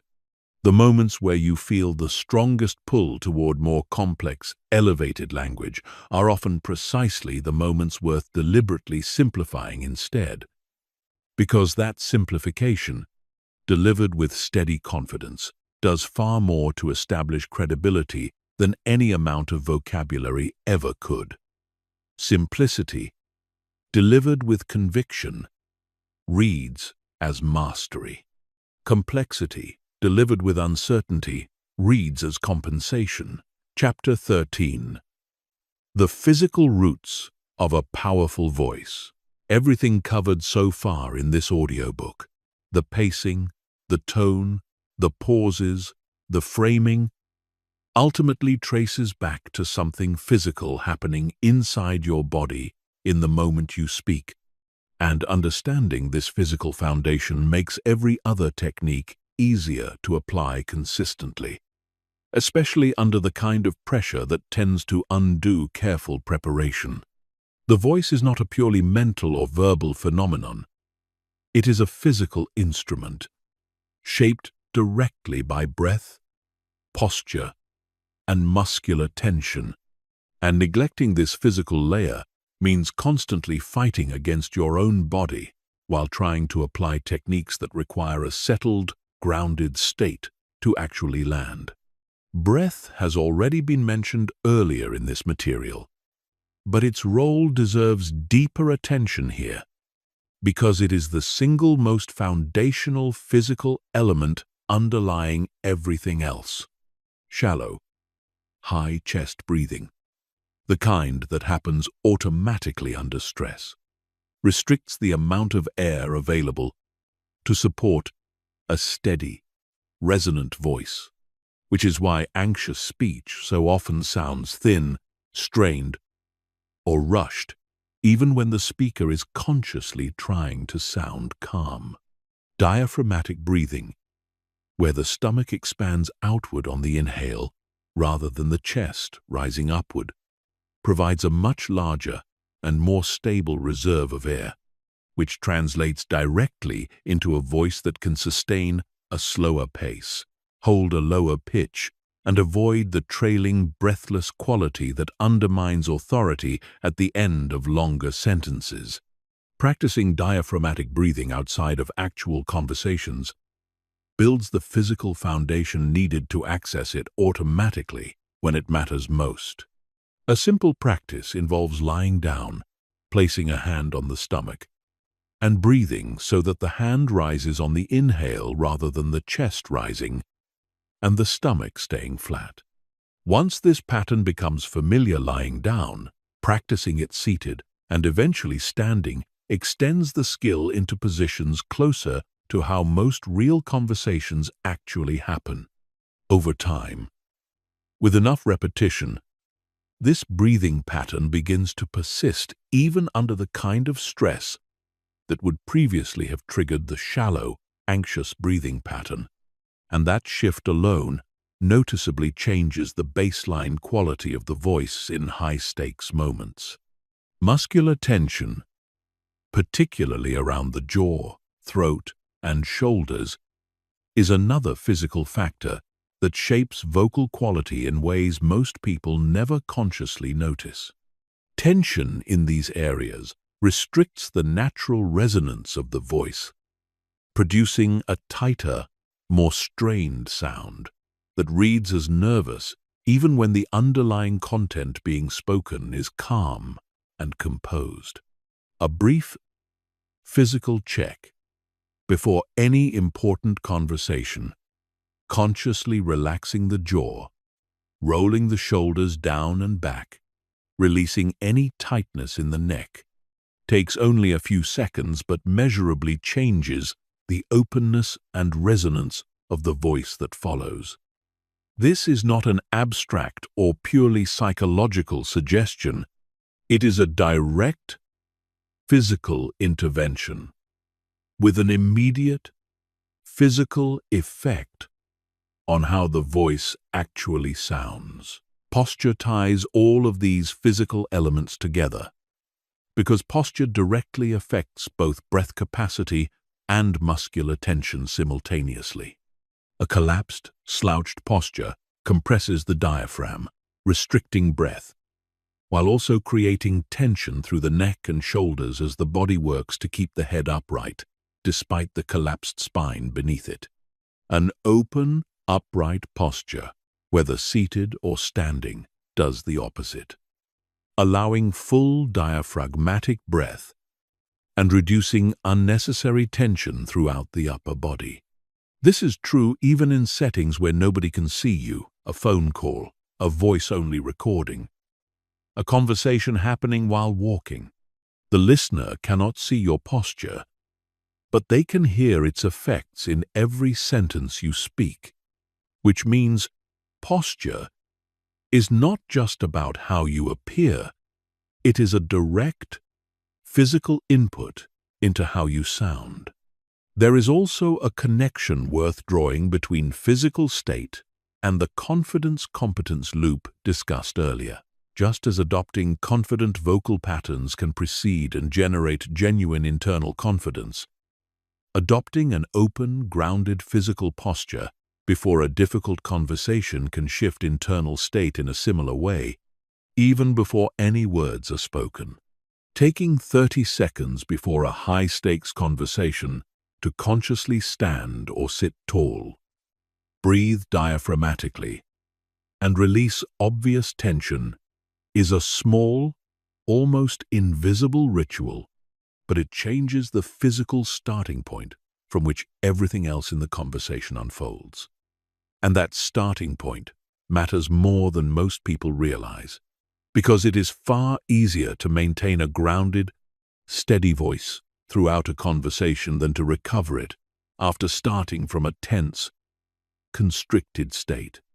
Hydration and vocal warm-up, while less discussed than breath and posture, still play a meaningful physical role, particularly in longer conversations, presentations, or any situation involving extended speaking. A dry throat tightens and strains more easily, producing a rougher, less controlled vocal quality as a conversation goes on, especially in its later stretches when fatigue starts to compound the effect. Simple preparation, staying adequately hydrated in the hours before an important conversation and avoiding excessive caffeine immediately beforehand, which can both dry the throat and elevate the kind of nervous energy that undermines a steady pace, is a small, easily overlooked piece of physical preparation that nonetheless affects the actual mechanics of how controlled and grounded your voice remains over time. It's worth closing this chapter with a broader point about the relationship between body and voice that ties everything together. The mind and body are not separate systems operating independently, one purely psychological and one purely physical. They are deeply intertwined, and nowhere is that more obvious than in the voice, which sits at the exact intersection of thought, emotion, and physical mechanics. Every technique covered elsewhere in this audiobook, the pacing, the framing, the precision, the listening, ultimately depends on a physical instrument capable of executing it steadily. Investing in that physical foundation, the breath, the posture, the released tension, is not a separate, optional add-on to the more cognitive techniques covered throughout this material. It is the platform every other technique actually stands on. Chapter 14. Building Your Signature Voice. Every technique covered throughout this audiobook exists to remove the habits that quietly undermine how intelligent and capable you sound. The rushed pacing, the upward inflection, the unnecessary hedging, the vague language, the physical tension that thins out the voice. But removing these habits is only half of the picture, the other half. And the part that ultimately makes everything sustainable over the long term is developing a communication style that feels authentically like you, rather than like a performance you have to consciously maintain in every single conversation. There is a real risk, when first learning these techniques, of applying them so mechanically that they start to feel stiff, artificial, or disconnected from your actual personality. A pause held too deliberately starts to feel theatrical rather than natural. A downward inflection applied to every single sentence without variation starts to sound robotic rather than authoritative. The goal was never to replace your natural voice with a rigid technique. It was to strip away the specific habits that were working against you, while allowing everything else about how you naturally communicate, your humor, your warmth, your particular way of framing ideas, to remain fully intact and, ideally, to come through even more clearly once the habits obscuring it have been removed. Developing a genuine signature voice means identifying which of these techniques feel most natural to you personally and leaning into those first rather than trying to apply every single principle from this audiobook with equal intensity from day one. Some people will find that pacing and pausing come easily, but that vocabulary precision takes more conscious effort.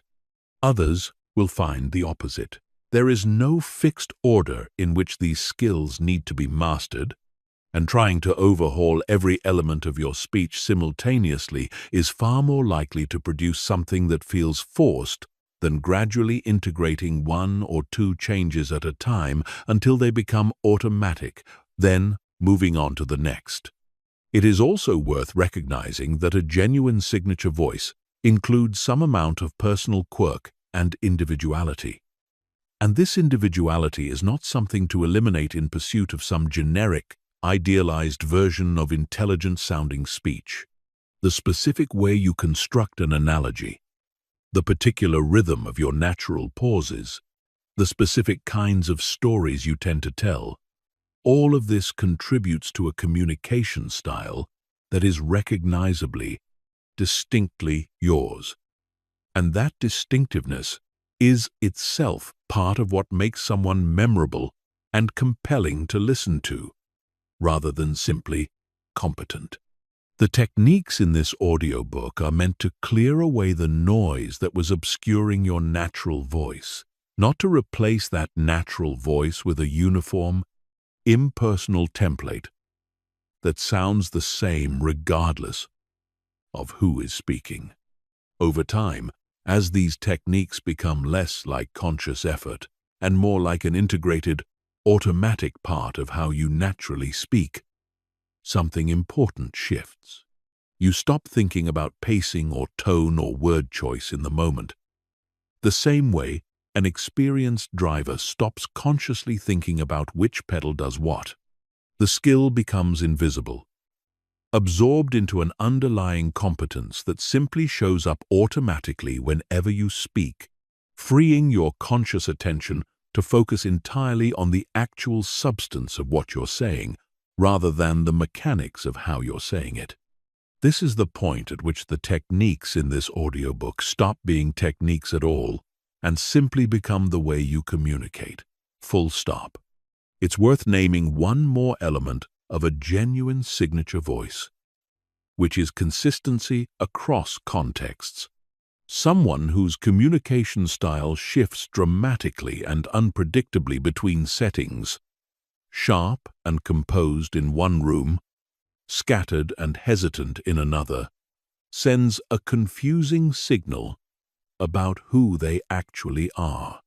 A true signature voice holds its essential shape even as it calibrates to different rooms in the ways discussed earlier.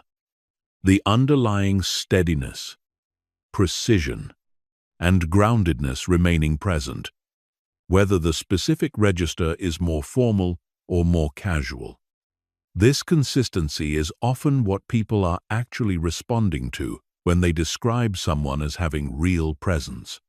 Not that the person is loud, or dominant, or the center of every room, but that there is a recognizable, stable quality to how they communicate, no matter what situation they find themselves in.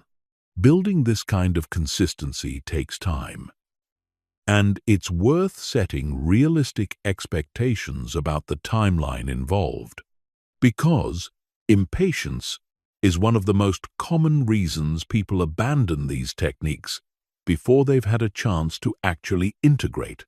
In the earliest stage, applying any of these techniques will require deliberate, conscious effort, and that effort itself can feel like it's working against the natural flow of a conversation, since attention spent monitoring your own delivery is attention not spent purely on the content of the exchange.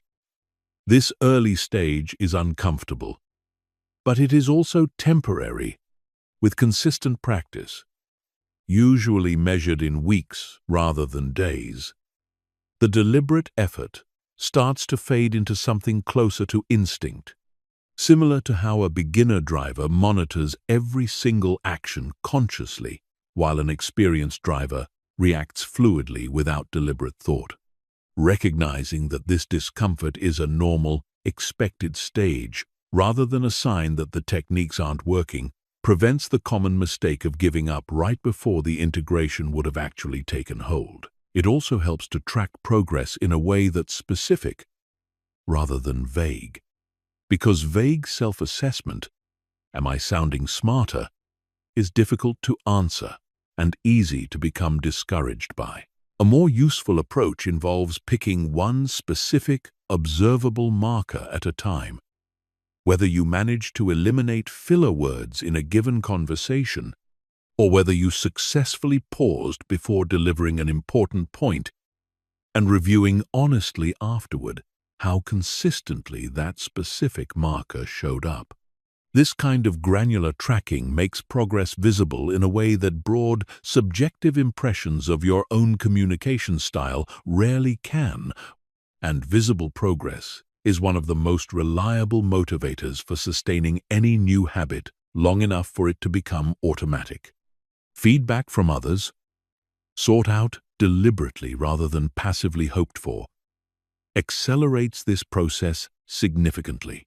Most people never directly ask the people around them how their communication actually lands, relying instead on vague inference from how conversations seem to go. Asking a trusted colleague or friend a specific, narrow question, something like, "Did that explanation feel clear, or was I talking too fast in that meeting?" produces far more useful information than general encouragement ever could, because it targets exactly the specific skill you're currently working on rather than inviting a broad, unfocused assessment. This kind of targeted feedback loop, practiced consistently over time, often shortens the path to a genuinely integrated signature voice, far more than solitary practice alone ever could, because it corrects blind spots that are, by their very nature, invisible from the inside. Chapter 15. The Transformation.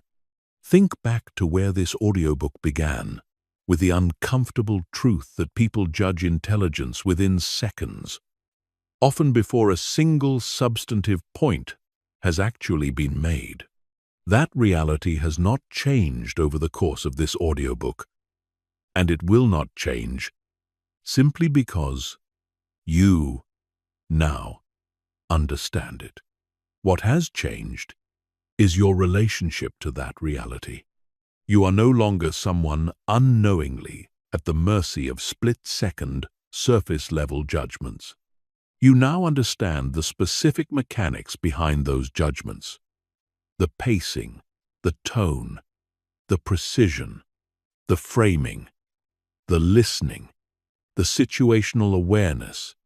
And understanding those mechanics means you now have the ability to shape how you are perceived, rather than simply hoping your actual substance eventually shines through on its own. It's worth being honest about what this transformation actually requires going forward, because none of what has been covered here works through passive listening alone. Every single technique in this audiobook, the deliberate pause, the downward inflection, the diaphragmatic breath, the compressed story, the well-chosen analogy, requires active, repeated practice before it becomes something you can access naturally under real pressure. The people who will actually experience a shift in how they're perceived are not the people who simply absorbed this information once and moved on. They are the people who take a single technique, practice it deliberately in low-stakes situations, notice it starting to feel more natural, and then move on to layering in the next one, patiently, over weeks and months, rather than expecting an instant transformation after a single listen. Consider what actually changes in your life once these skills become integrated into how you naturally speak. Meetings where you once felt overlooked start to shift, because the moment you speak, people lean in rather than continuing to check their phones. Negotiations where you once felt at a disadvantage start to shift, because your calm, grounded delivery under pushback signals a level of control that changes how the other side calibrates their own position. Relationships where you once felt unheard start to shift, because the strategic listening covered earlier in this audiobook makes the people around you feel genuinely understood, often for the first time. None of this requires becoming a different person. It requires removing the specific habits that were quietly working against the intelligence and insight you already possess, and replacing them with patterns that finally let that intelligence be seen clearly by the people around you. There will be moments, especially early on, where applying these techniques feels effortful, even a little uncomfortable, because any new pattern feels unnatural before it becomes automatic. This discomfort is not a sign that something is wrong. It is the ordinary, expected friction of building a genuinely new skill, the same friction anyone would feel learning any new physical or mental discipline. Push through that initial discomfort, and something remarkable happens on the other side of it. The techniques stop feeling like techniques. They become simply how you talk, how you carry yourself in conversation, how you show up in rooms that once intimidated you. And at that point, something even more significant happens beyond how others perceive you. The discipline required to speak with this kind of precision, control, and clarity tends to sharpen the actual thinking behind the words as well. Because clear speech and clear thought are far more connected than most people ever realize. Start small and start specific. Pick a single technique from everything covered in this audiobook. The pause before an important point, the downward inflection at the end of a statement, the elimination of a single reflexive filler word, and commit to practicing that one shift in your very next conversation, regardless of how minor or major that conversation happens to be. Notice what changes, however subtly, in how the other person responds. That small, immediate feedback loop is what will carry you forward into practicing the next technique and the one after that, until the entire collection of skills covered here has quietly become part of how you naturally show up every time you open your mouth to speak. It's worth reflecting one final time on why this particular skill set matters so much more than it might initially seem. Communication is not a peripheral skill, separate from the substance of intelligence itself. It is the primary channel through which everything else you know, everything you've built, every insight you've developed, actually reaches another person. A brilliant idea that never lands clearly might as well not exist in the mind of the person who needed to hear it. A well-reasoned decision that gets undermined by hesitant, apologetic delivery loses the trust it deserved. This is not a minor inefficiency.